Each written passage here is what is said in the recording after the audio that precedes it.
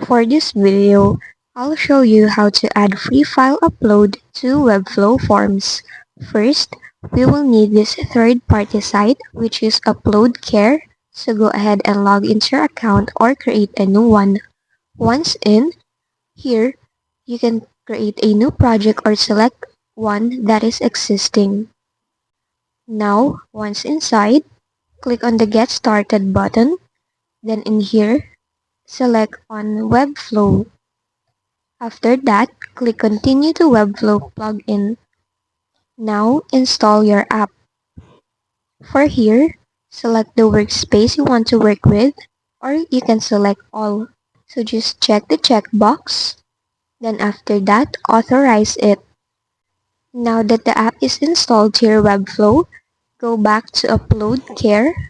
Then in here, click on this Integrations. Now, on the left panel, choose Webflow. Here, you will see a step-by-step instruction on how to use it to Webflow. So first, you need to add a form block, which I already have. So next, we need to install the app. So go to Webflow. On the left panel, click on this app icon. Now, you will see your upload care, so launch it. Before creating an uploader, on the left panel, go to Navigator, then in here, choose Form, make sure that you're in it. Now, go and create an uploader. Here, type in a name for it. I'm gonna name it as File Upload.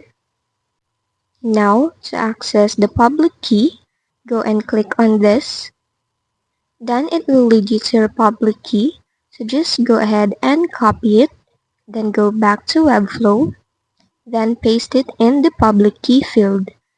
Next, you can customize your upload button by changing the colors, language, and such.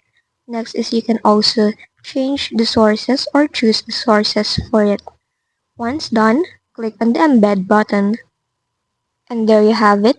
You now have an upload file. So to view that, you can go and click the publish button on the top right.